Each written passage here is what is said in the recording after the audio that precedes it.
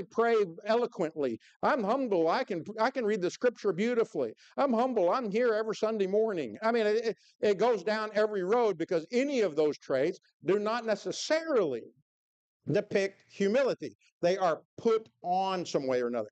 You see, the humble person doesn't know they're humble often, okay, or doesn't realize they're that humble. They're never going to flaunt it in front of people. Jesus didn't go around saying, I'm here at the Sermon on the Mount, and I'm humble. You see, there's no such language about that with Jesus. He just is. Okay, so I would suggest one of the first great steps is, if I want to learn more humility, one of the first qualities is, don't tell anybody. Okay, don't tell anybody I'm trying to become more humble. It's kind of like fasting. You remember in the Sermon on the Mount when it comes around to fasting, right? And they're disfiguring their faces, and they're all distraught, and Jesus says, you've got your reward. Go on off, and it isn't from God. Because then he says very plainly, don't tell anyone that you're fasting. You see? And then, before God, you'll have something. Okay. What about prayer? Go into your room. We know you don't have to go into a little closet somewhere. Some people take it that literal. If you got a prayer closet, power to you. I've got prayer places that are just as isolated, okay, that I like to go to pray, where I can think and try to get my thoughts together and so on and so forth. Not a prayer closet, but I think it holds the same value. But what's the point? Why is Jesus making such a strong assertion if it isn't what he says in the Sermon on the Mount, that all these other people are standing on the street corner making some big show above it, trying to be pious in some way or another? Well, you see, if there's an I involved in it, guess what? It is not humility. It simply isn't there. It doesn't exist that way. So it's very important, I think, as Christians, as we try to mimic our Lord, that we realize that humility is a trait you can develop, obviously, and obviously we all need to develop more of it, but it's not a trait people are going to just say, oh, well, look, wow, this is such a humble person. That's not going to be the terminology heard, because the person is not pushing it out there into the open where it can be seen by that. And if we are, I don't believe it's humility. I think it's put on, and I think that they need to re-examine our hearts if we're putting on something for humility. It's quite amazing to me that and I don't know, everybody's guilty, but I think it's quite amazing to me how people change when they put in their brain the idea, I'm going to do this humbly. Okay.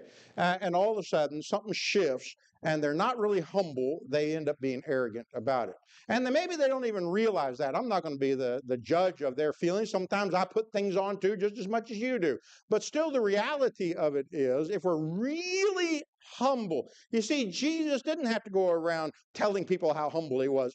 Everybody knew it. You see, there was no need to say anything about it. Everybody knew it. Did anybody have to say, oh, well, he's such a loving person? Everybody knew he was a loving person. Okay, there wasn't any trait that had to be exhibited some way. I don't know how his postures were in so many of his assertions, whether it be prayer or whether it be, but he didn't go up saying, okay, we're going to go up in the mountain and pray, and today we're going to be humble. There's no such picture with Jesus whatsoever. So this trait that we need to develop, and it is developable, but if it's developed, it's a very personal thing.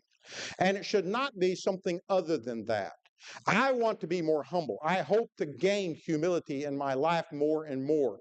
But I don't want everybody to know that I'm going on a diet of humility. You see, I don't want any, because that's just exactly what the Pharisees were doing. They were the least humble people, but they wanted everybody to think they were humble and pious. Okay, and you get this in society all the time. How about Roman Catholic priests? Oftentimes, I'm not going to judge any of them because it's not my place, but oftentimes their show is supposed to be, I'm humble. No, there's no humility there in that likeness. I don't see it. Instead, if a person's humble, it just is. Go ahead, Marilyn.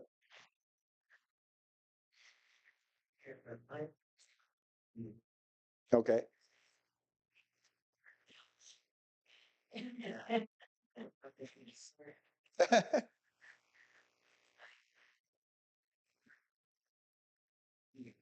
Well, and there are some situations where we can learn good lessons about humility, right? I mean, and yes, I do believe that a lot of our humility should come from our parents and how we exhibit ourselves, and when we do things, and we learn this some way or another. And haughtiness and pride is learned as well.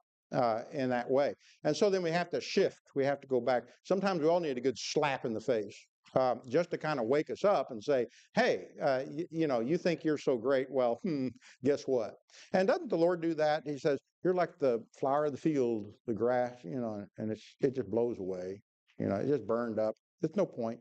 And yet we think so highly of ourselves. All right, let's add some thoughts. The very mind emphasis in contrast to verses 3 through 5. So here we have this idea in our passage of we should think of others more, and we don't, and even in all of these, in a sense, so in verse 3 and in verse 4 and then in verse 5, be like Jesus. We have this idea of thinking others more highly than ourselves. But I'm not going to go to Mary Lou and say, Mary Lou, I'm thinking more highly of you than myself. You see? But some people want that, And so, Mary Lou, I'm going to give you a gift, you see. And so, here's my gift. Everybody see what it is? This is my humility to Mary Lou. There's no humility. None. It's arrogance, you see. It's prideful. And maybe you benefit from it. I had a man one time that wanted to build a daycare center in Kingman for the church, and he had all this money, and he wanted to get a tax credit and all this kind of stuff. And he came to me and he said, "We'll do all this for the church as long as I get a plaque." And I said, "Plaque?" He said, "Yeah, I want recognition that I gave all this money to the church." I said, "I'm not taking it then. You don't deserve the recognition. You either give it to God or you don't give it to God." So he went down to the Baptist and built them one. They gave him a statue, not just a plaque, And so now he's got a little cornerstone statue that stands there that everybody can look at and say, "Oh, what a great guy he was." That's not humility, you see, and that's not thinking of higher than yourself. In fact, the real reality of it was he wouldn't have built nothing if he couldn't have got a good tax break out of it. And so the reality of this is very important that we understand humility from the sense of it is an inward thing that is created, and then it just expresses itself. You see, I don't need the recognition. One of the things that our congregation, or members of our congregation sometimes do on different occasions is they'll offer a gift of some kind or another, but they specify very plainly, or they don't say anything, "I don't want anybody to know." You see, I don't want anybody to know that I gave it, and I don't want anybody to know where it came from. I don't want any recognition whatsoever. But how prone are we, you see, in often cases? One of the things that always bothered me a little bit, if I get up on my little soapbox a little, is walking around Pepperdine University, and every room has a name of someone who donated money to the university. And every corner has, every cornerstone that they gave, or everybody that did repair work, we got to have a little plaque there to show, well, we donated. I mean, it's really kind of sad because when you're walking through their arboretum area there, they have these little benches and they have their little names on the benches. You see, we donated this bench to Pepperdine University. That bothers me. If you want to give something to a university, fine, give whatever you want to, but it doesn't have to be somebody else's, building. Is it not intended, I think, anyway, even with Christian universities, that we're supposedly giving this to God and not taking our own recognition? I don't know how and who all was involved in building our building. I know a lot of people were involved, and I know a lot of people put a lot of money into it.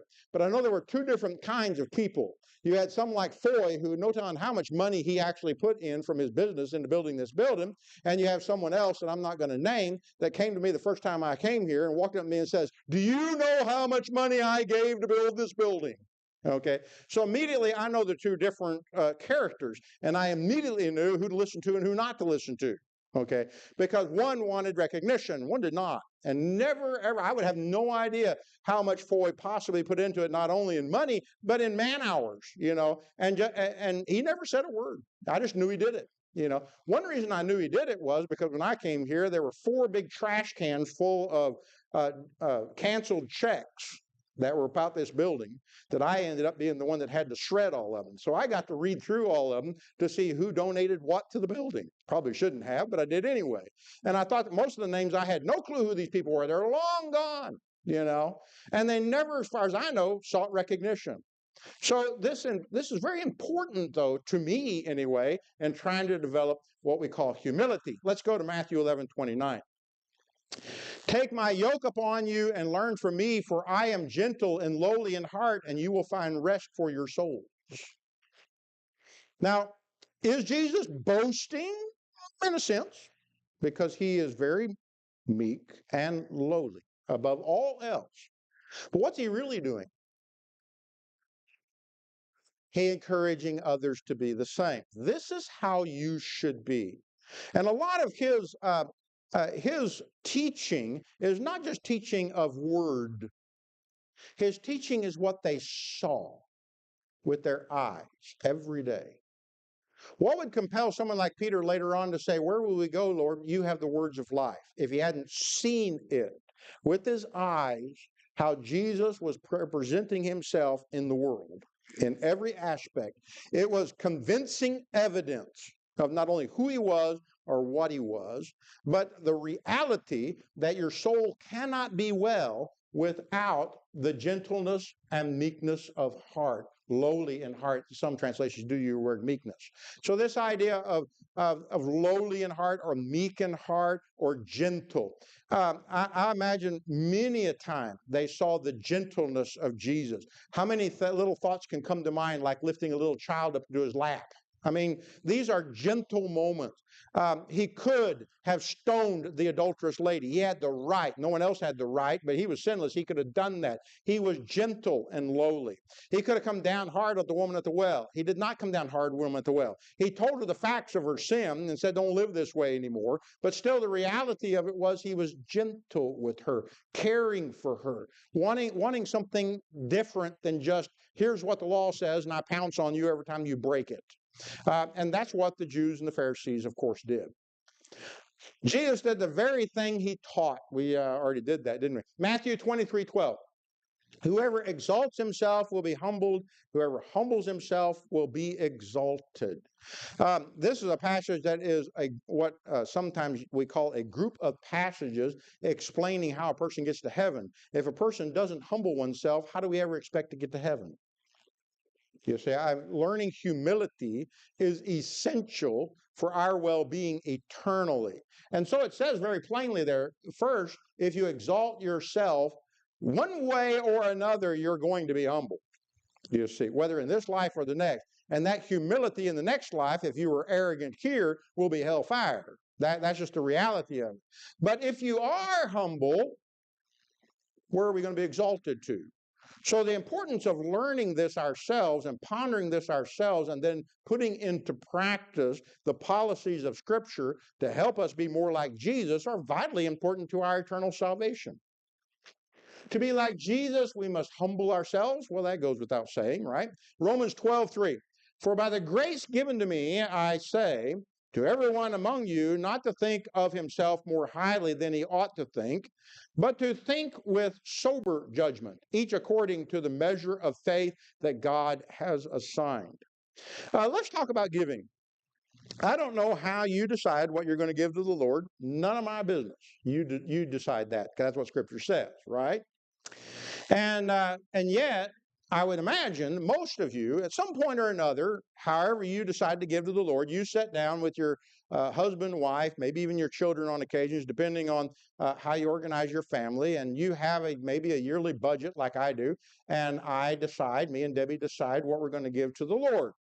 And the reality of it, then we set that aside, and that's our gift, whatever it may be, and it's really nobody's business. And we have a trustworthy treasurer who, of course, knows what everybody gives, but he's not going to tell anybody, and he didn't even tell me, unless I have to specifically ask him, because it's not anybody's business what you give or don't give. You give what you want to give. That's all part of whether we're looking at 1 Corinthians 16:1 or 2 Corinthians 3, or however you want to examine the passages that deal with giving. We have, I think, hopefully, a real understanding that not only is it important that we do give, that, of course, is the truth, but it's a very private thing. But when you're in the process of deciding, I'm going to give, what goes through the mind? Now, there are probably various things that can go through the mind. But I know that some of them go through people's mind because I've struggled with this with some people. Um, I'm going to give this to God, but that means we can't have a vacation. Wrong thing going through the mind. You see, it's just the wrong thing going through the mind. Um, and God knows exactly what's going through the mind.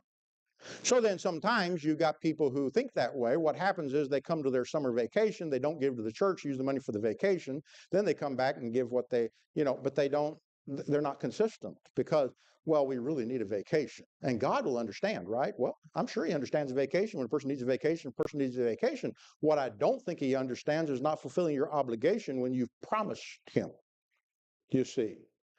So there are some interesting things. The other one that I've had a lot of struggle with giving is the idea, I'm not going to give this unless I get my way. Now, I've had people go to the elders and tell them to their face they're going to quit giving if they don't get their way. That happened when I moved here. A certain member went to the elders and said, if you don't fire him, I'm going to quit giving. That's just the reality of it. And so Foy came to me and said, I don't know if we can pay you if he quits giving. I said, if you don't tell him to keep his money, then you're going to be a slave to this the rest of your life, and as long as you're elders. Well, have I gone without eating yet? Not that I'm aware of. And so far, in 25 years, I've not missed a paycheck from this congregation. And he quit giving.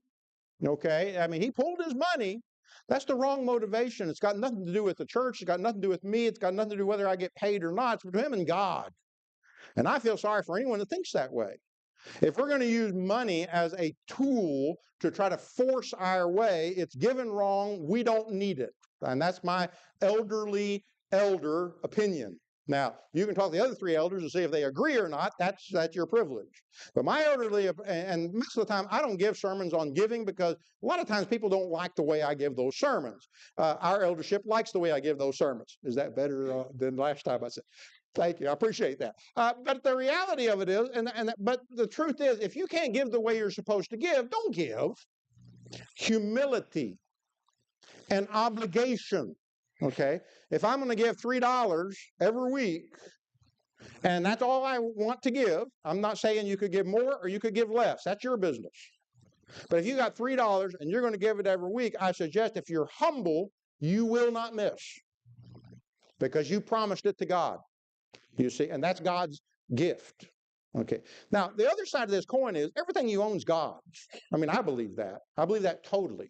Every item I possess, every ounce of money I have made, every ounce of money my wife makes is God's.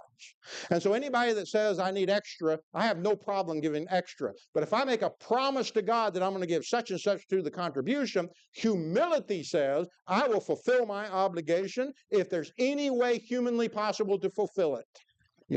And I've heard, let's deal with another one real quick, and then I'll get off my little soapbox. All right. Well, I lost my job, and so now I can't give anymore. Okay, well, I'm sad that you lost your job. I'm not saying that is not an appropriate and positive reason to say I don't have the money and I can't pay it. Okay, but your attitude needs to be very carefully guarded in those situations. Okay, because most of the time you could make the obligation, but I need to spend the money somewhere else right now, and so I'm going to change my mind before God. Now, you talk to God about that, but I don't like the attitude. It's not humble again. Okay. Did God not give you everything you had? And even though you lost your job, is God still not taking care of everything you have? And is his promise, if you put him first, that's Matthew chapter 6, verse 33, put him first, he's going to care for you. Did he not promise that? Yeah, but I just lost my job and I made $180,000 a year and now I don't make $180,000 a year, so I can't fulfill my obligations. Well, talk to God about it. That's fine. Go ahead. But your attitude still needs to be, he's going to take care of me if I put him first. But the first thing cut is money. Every time. First thing cut. I won't cut my meals. I won't cut my electric bill. I won't cut my insurance. I won't get rid of something. No. First thing cut is the church. You see, wrong attitude, not humble. Now, I'll get off my soapbox on giving, and we'll get back on the topic. Don't think of yourself more highly than you ought. Let's quote a psalm that was used in a song. A worm am I. Don't you love that song? And out in Howard's songbook, they changed the song because he said, I'm not a worm. So he changed it. Okay. Um, you're quoting a psalm.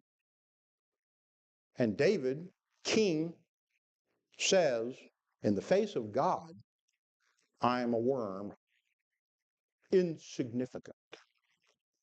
Okay. Notice the humility. All right. 1 Peter 5, 5 through 7. Likewise, you who are younger, be subject to the elders. Clothe yourselves, all of you, with humility toward one another, for God opposes the proud, but gives grace to the humble. Humble yourselves, therefore, under the mighty hand of God, so that at the proper time he may exalt you, casting all your anxieties on him, because he cares for you. Notice all these interesting things. The first one is, I think, important. It's very plain. Should you respect the eldership, the elders? Is that what it says? Okay. If you disagree with the elders, you have every right to come to the elders. Right? That's right. I think that's fine. If you think something needs changed, you have every right to exhibit what you think needs to be changed. That's good, proper, and correct. And maybe the elders decide against what you're doing,